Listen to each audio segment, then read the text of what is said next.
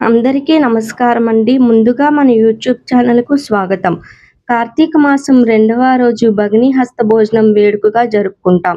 ఈ భగిని హస్త భోజనం వేడుక ఎందుకు జరుపుకుంటామో మనం ఈ వీడియోలో తెలుసుకుందాం. ఒక సోదరి తన వివాహం అయ్యాక తనను చూడటానికి రాని అన్న, ఎంతగా పిలిచినా తన ఇంటికి రాని అన్న అనుకోకుండా వస్తే ఆ సోదరి ఎంత ఆనందపడుతుందో ఈ భగిని హస్త భోజనం తెలుపుతుంది. కార్తీక శుద్ధ విద్య అంటే దీపావళి వెళ్ళిన 2వ రోజు ఈ వేడుకను జరుపుకుంటారు. భగిని అంటే సోదరి. ఆమె పెట్టే భోజనం భగిని హస్త భోజనం అంటారు. 5 రోజుల పండుగ దీపావళిలో ఈ భగిని హస్త భోజనం కూడా ఒకటి. ఈ రోజు అన్న లేదా తమ్ముడు తన సోదరి చేతి భోజనం తింటే అపమృత్యు భయాలు తొలగిపోతాయని నమ్మకం. ఈ వేడుక వెనుక ఒక ఆసక్తికర పురాణ కథ ఉంది. యమధర్మరాజు చెల్లెలు యమున. ఆమె తనకు వివాహమై అత్తవారింటికి వెళ్ళాక తన అన్నను తన ఇంటికి భోజనానికి ఆహ్వానిస్తుంది. కానీ ప్రాణుల పాప పుణ్యాలు విచారించి వారిని శిక్షించడంలో తీరిక లేని యమధర్మరాజుకు తన చెల్లెలి ఇంటికి వెళ్ళటానికి తీరిక దొరకదు. ఎన్నిసార్లు చెప్పినా యమధర్మరాజు రాకపోవడం వల్ల యమున నిరాశ చెందుతుంది. అయితే ఒకానొక కాలంలో పరమశివుని భక్తుడైన మార్కండేయుడు అల్పాయుష్కుడు.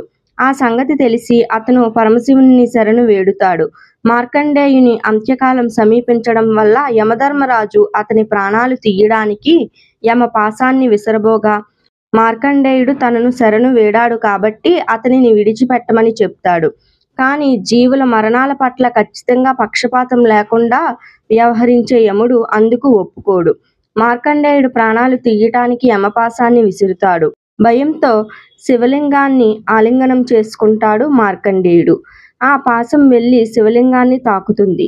తన భక్తుడిని విడిచిపెట్టమని చెప్పినా వినకుండా నేరుగా తన శివలింగం మీదకే పాశాన్ని విసిరిన యమధర్మరాజుపై శివుడు ఆగ్రహించి తన త్రిశూలాన్ని విసురుతాడు.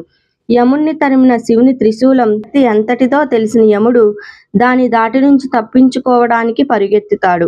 త్రిశూలంతో శివుడు తురుముతుండగా ఏమి చెయ్యాలో అర్థం కాని యమధర్మరాజు పరిగెత్తి చివరకు అనుకోకుండా తన చెల్లెల యమున ఇంటికి వెళ్లి తలదాచుకుంటాడు. ఎన్నిసార్లు పిలిచినా రాని అన్న ఇలా అకస్మాత్తుగా తన ఇంటికి రావడం వల్ల ఆనందంతో యమున అతనికి సకల మర్యాదలు చేస్తుంది. దీంతో యముడు చెల్లెల్ని చూచి ఆనందపడి శివుడు త్రిశూలంతో వెంటాడడం గురించి మర్చిపోతాడు. చెల్లెలు చూపించే ఆదరణకు పరవశించిపోతాడు. చెల్లెలు ప్రేమగా రుచికరమైన పిండి వంటలతో విందు వడ్డిస్తుంటే పరవశించిపోతాడు. అలా అన్నకు ఇష్టమైన భోజనం వడ్డిస్తుంది యమున. దీంతో ఆ అన్నా చెల్లెల బంధాన్ని అనుబంధాన్ని చూసిన శివుడు భోజనం చేసేవారిని సంహరించరాదని తిరిగి వెళ్ళిపోతారు. ఒకేసారి ఇద్దరిని అనుగ్రహించిన శివుడు ఈ ఘటనలో 2 ఉపకారాలు జరిగాయి. ఇటు మార్కండేయుని ప్రాణాలు నిలిచాయి. మార్కండేయుడు చిరంజీవిగా చిరకాలం జీవించాడు. రెండోది, ఎంత పిలిచినా చెల్లెలి ఇంటికి వెళ్ళని యముడు తొలిసారిగా చెల్లెలి ఇంటికి వెళ్ళి ఆమె ఆతిథ్యాన్ని స్వీకరిస్తాడు.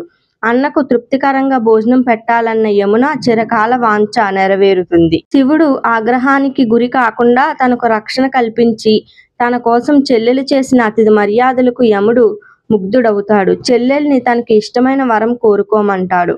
అప్పుడు యమున కార్తీక శుద్ధ విద్య రోజు చెల్లెలి ఇంటికి వెళ్ళి ఆమె చేతి వంట తినే సోదరుడికి నరలోక వాసం తప్పించి అపమృత్యు దోషం కలగకుండా ఉండేలాగా వరమివ్వమని కోరుకుంటుంది. అలాగే ఆ రోజున అతిథి మర్యాదలతో అన్నను ఆదరించిన సోదరికి సౌభాగ్యాలు కలిగేలా దీవించమని కోరుతుంది. చెల్లెలి కోరిక విన్న యముడు పరమానంద భరితుడై తదాస్తు అంటాడు. అలా ప్రతి ఏటా కార్తీక శుద్ధ విద్య నాడు చెల్లెలి ఇంటికి వచ్చి ఆమె చేతి వంట తింటానని వరం ప్రసాదిస్తాడు. ఇది భగిని హస్త భోజనం వెనుక ఉన్న కథ. ఈ భగిని హస్త భోజనం రోజు అన్నతమ్ములు తమ సోదరి ఇంటికి సారెలతో వెళ్ళి ఆమె చేతి భోజనం తిని 10 కాలాలు ఆయురారోగ్యాలతో చిరంజీవిగా వర్ధిల్లాలని కోరుకుందాం.